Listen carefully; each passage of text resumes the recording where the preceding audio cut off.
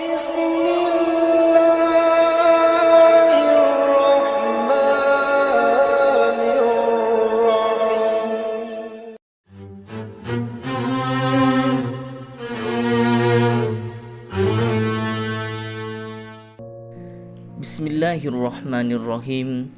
Assalamualaikum warahmatullahi wabarakatuh. Syukur Alhamdulillah kita bisa berjumpa lagi di channel ini. Harapan dan doa saya semoga saudaraku semuanya selalu diberikan kesehatan, dilapangkan rezekinya, diampuni dosa-dosanya, dan dipanjangkan umurnya. Amin ya rabbal alamin. Sahabat beriman yang dirahmati Allah, memasuki alam kubur merupakan fase pertama setelah seseorang mengalami kematian, sebuah alam baru yang disebut alam barzah, dan dianggap paling menakutkan saat pertama kali bangun atau sadar bahwa kita telah mati. Seseorang yang sudah mati akan merasa tidak percaya jika ia sudah meninggalkan alam fana, dan merasa bermimpi ketika di alam kubur. Digambarkan jika seorang yang baru 1 hari meninggal seperti mengalami mimpi jika dia belum mati tetapi sebenarnya sudah memasuki alam barzah. Disebutkan ketika seorang yang mengalami kematian dan kemudian memasuki alam kubur, maka pertama yang akan datang adalah malaikat mungkar dan nakir.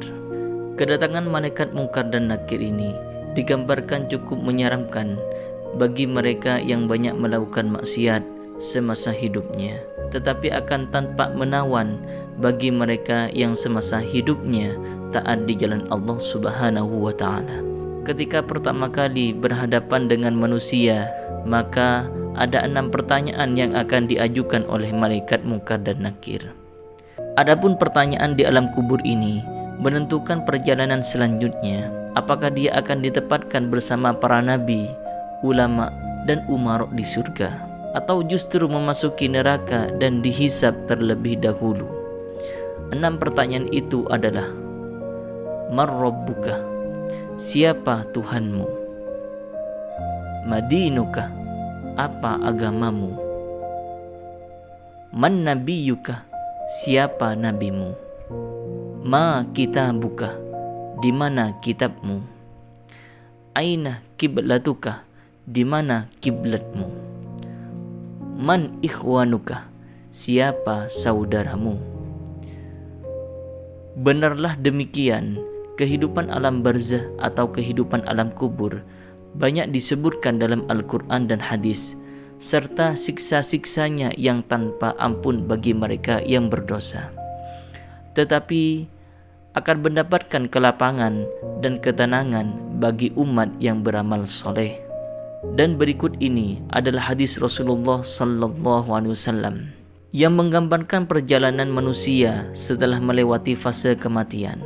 Maka dalam kubur sudah menanti kehidupan baru dan serba asing. Hadis panjang Al-Bara' bin Azib yang diriwayatkan oleh Imam Ahmad dan disahihkan oleh Imam Al-Hakim dan Syekh Al-Albani ini menceritakan perjalanan panjang manusia di alam kuburnya. Satu hari kami mengantarkan jenazah salah seorang sahabat Nabi sallallahu alaihi wasallam dari golongan Ansar. Sesampainya di penguburan, liang lahat masih digali, maka Rasulullah sallallahu alaihi wasallam pun duduk menanti, dan kami juga duduk terdiam di sekitarnya. Seakan-akan di atas kepala kami ada burung gagak yang hinggap. Rasulullah sallallahu alaihi wasallam memainkan sepotong dahan di tangannya ke tanah. Lalu beliau mengangkat kepalanya seraya bersabda, "Mohonlah perlindungan kepada Allah dari azab kubur." Beliau ulangi perintah ini 2 atau 3 kali.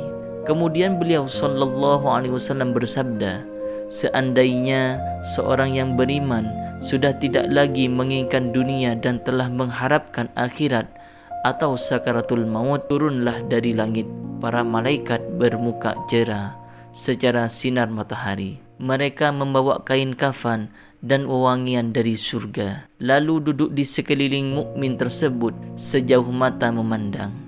Setelah itu turunlah malaikat pencabut nyawa dan mengambil posisi di arah kepala mukmin tersebut. Malaikat penjabut nyawa itu berkata, "Wahai nyawa yang mulia, keluarlah engkau untuk menjemput ampunan Allah dan keriduannya."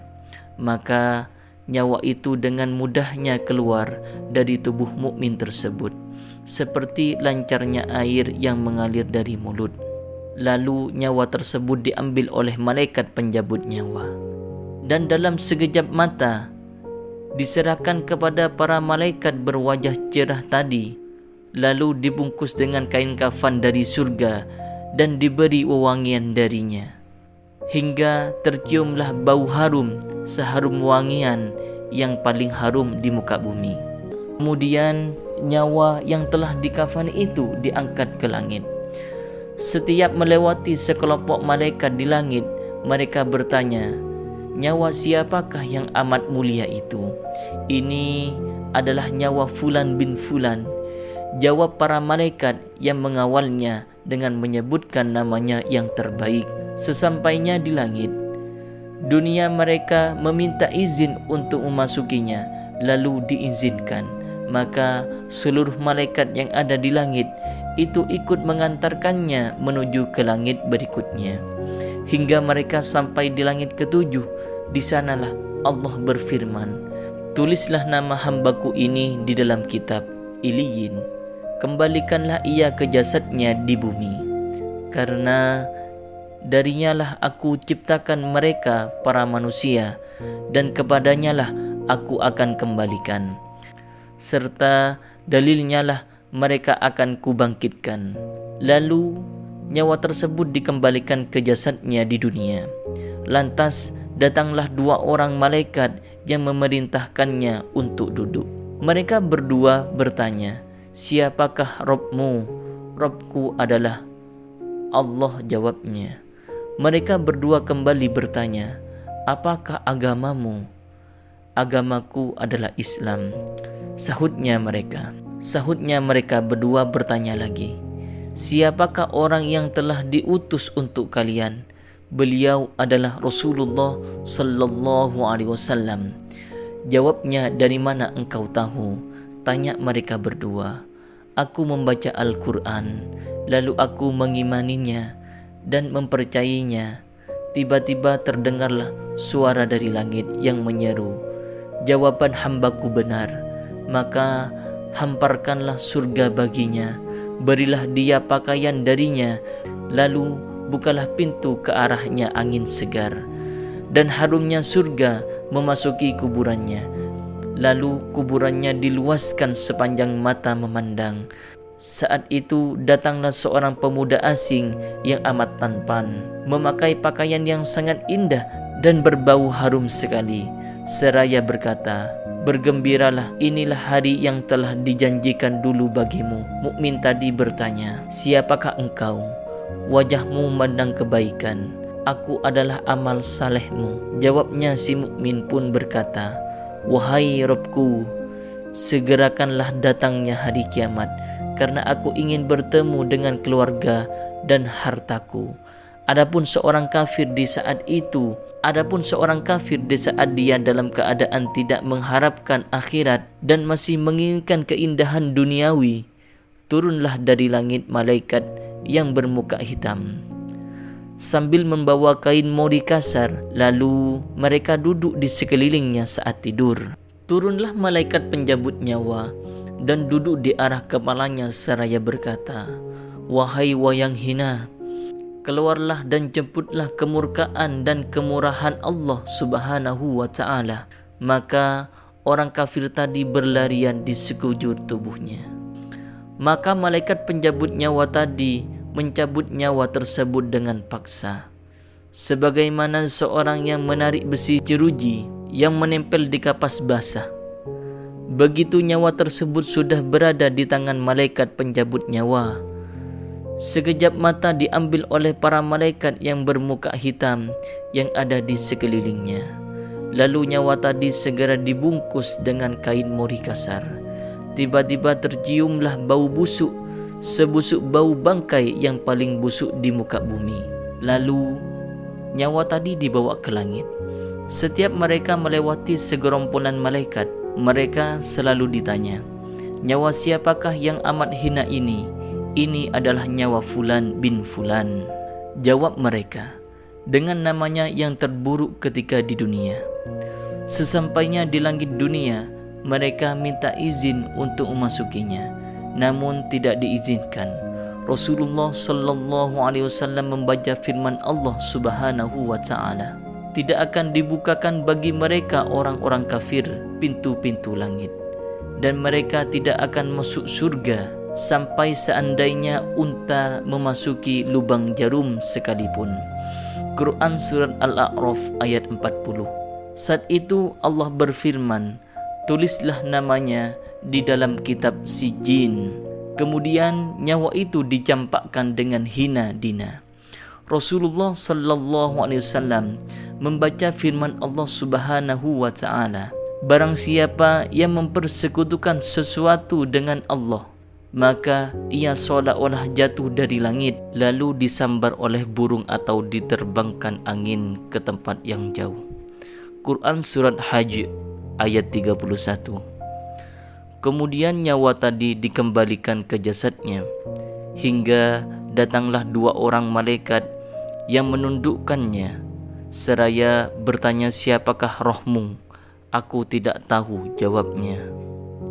Mereka berdua kembali bertanya, "Apakah agamamu?" "Aku tidak tahu," sahutnya.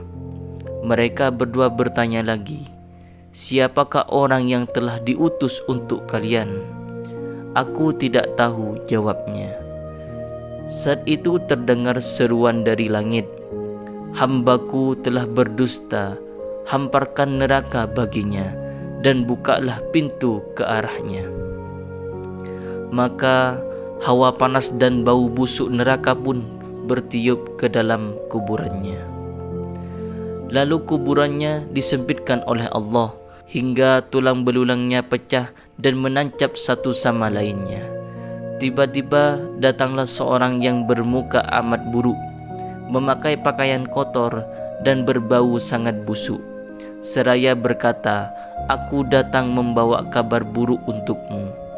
Hari ini adalah hari yang telah diizinkan bagimu, orang kafir." Itu seraya bertanya, "Siapakah engkau?" Wajahmu menandakan kesialan. "Aku adalah dosa-dosamu," jawabnya.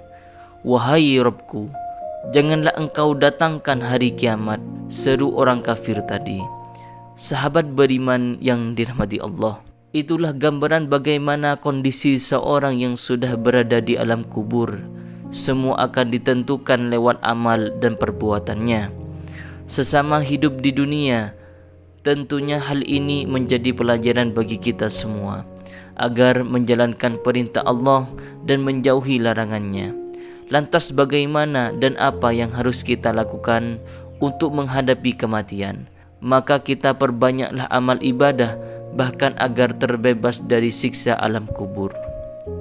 Dan bisa menjawab 6 pertanyaan itu selain menjalankan semua perintah dan menjauhi larangan Allah, maka kita harus tetap memanjakan doa. Berikut ini adalah doa agar terlepas dari siksa alam kubur. Bismillahirrahmanirrahim. Allahumma inni a'udzubika min adzabil qabri wa min adzabin nari jahannam wa min fitnatil mahya wal mamat wa min fitnatil masihid dajjal. Artinya, ya Allah, sesungguhnya aku berlindung kepadamu dari azab jahanam, azab kubur, dan fitnah kehidupan dan kematian, dan dari kuburan fitnah Dajjal. Hadis riwayat Bukhari dan Muslim. Demikian yang bisa saya bagikan, semoga bermanfaat untuk kita semua. Assalamualaikum warahmatullahi wabarakatuh.